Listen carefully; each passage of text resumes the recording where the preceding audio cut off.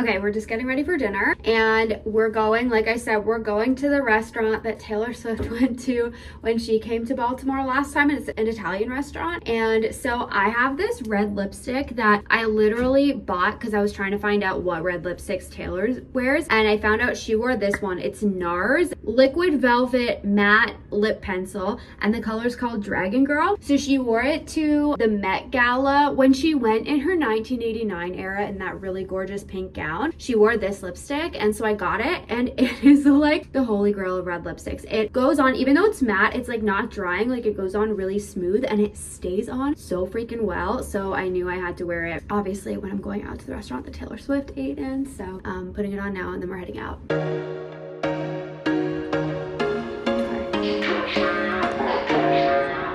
This is the look, and I think we're ready to go. Are you excited to go to the Taylor restaurant? Yes. Welcome to dinner. My flyaways are insane. They're backlit. Holy shit. While we're walking. We are looking at the Taylor restaurant. That's it. It's so pretty in here. All right, food's here. I got a chicken parm, lobster ravioli, and I'm drinking sparkling water in a fancy glass. We did it, Joe. Hell yes.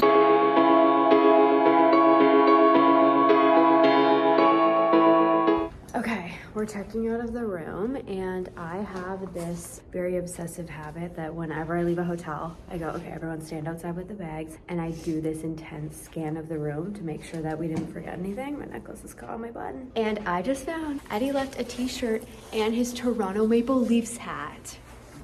My room scan saved the day, and I'm so satisfied. It makes me so happy. All right, last day. We're heading for brunch, meeting up with Sash and Matt, gonna get brunch, and then we're all gonna go. It's been so fun. It's been a blast.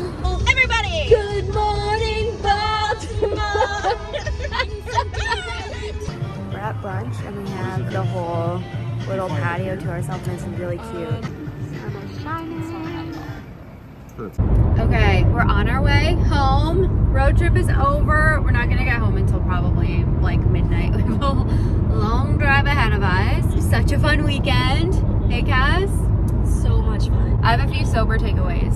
Sober takeaway number one. Last night after dinner, we got Haagen-Dazs, and I woke up this morning, and like, I'm not good at staying hydrated when I'm like kind of traveling. So I woke up this morning, I was so thirsty, and I'd had like all that sugar last night before bed, and I woke up and just felt kind of gross and like chugged a bottle of water. And it just like the act of chugging a bottle of water first thing in the morning, Did it bring up? it literally made me feel hungover, and it like just reminded me so specifically of like mornings after drinking.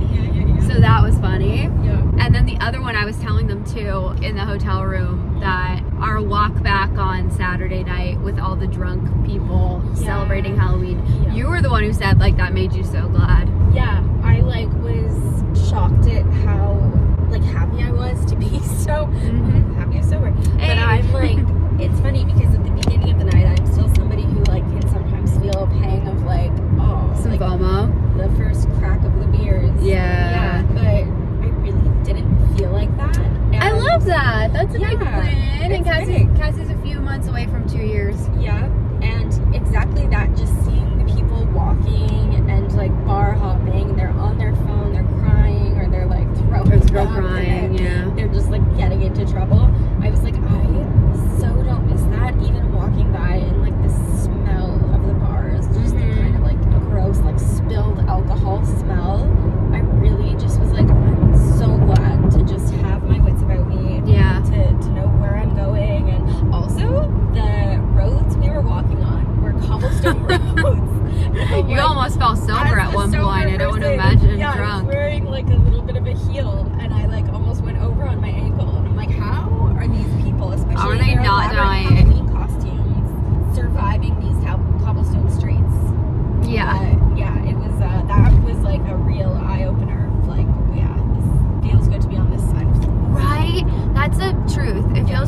from this side of things. And I will say too, my other kind of takeaway, actually I sort of have two more.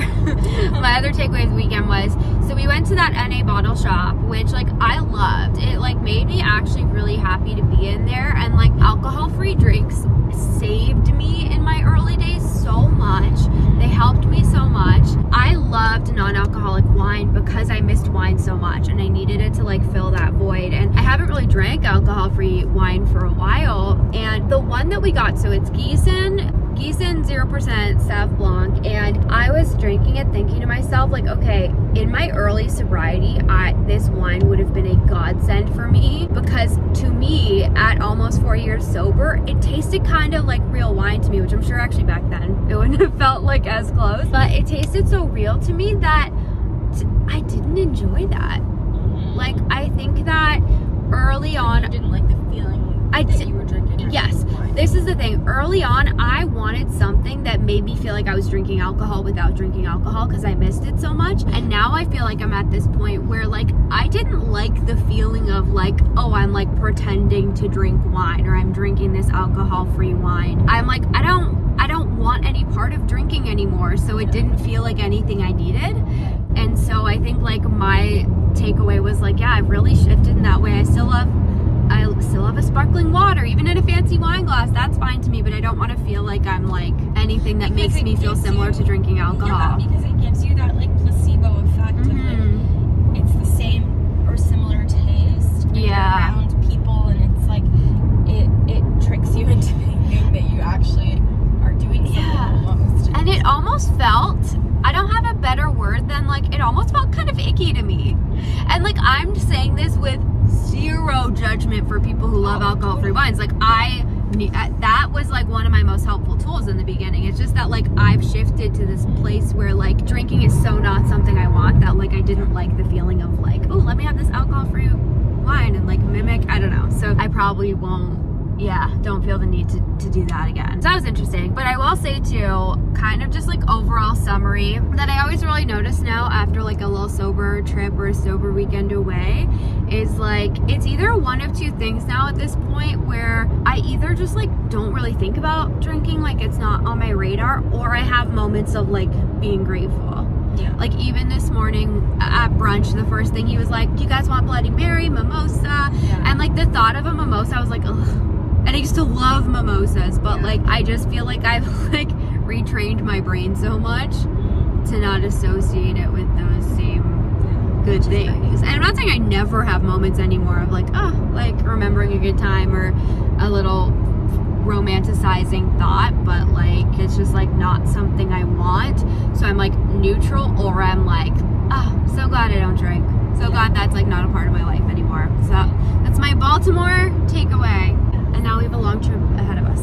7.5 hours.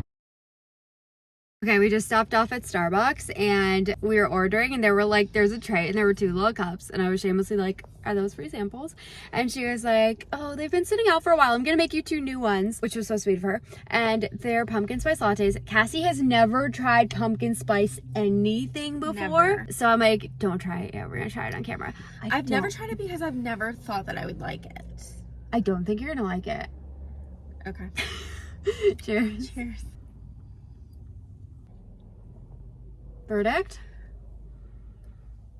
I just got whipped cream all over me. Yeah, so I wouldn't ever order it. I'm trying to get my whipped cream.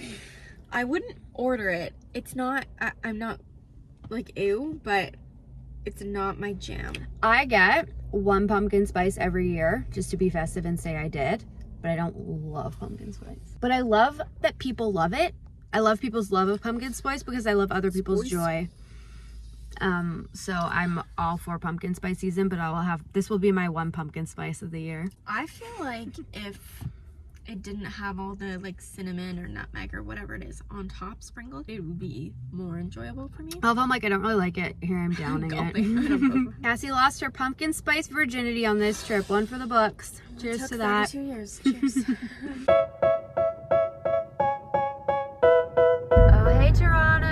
Woo! We made it. We made it. I literally just got home. I look and feel like death. It's just about 11, so we made much better time than I thought we would. But if you have made it this far, thank you so much for watching. I have no idea what the future holds with vlogging. It's just something fun I thought I would try.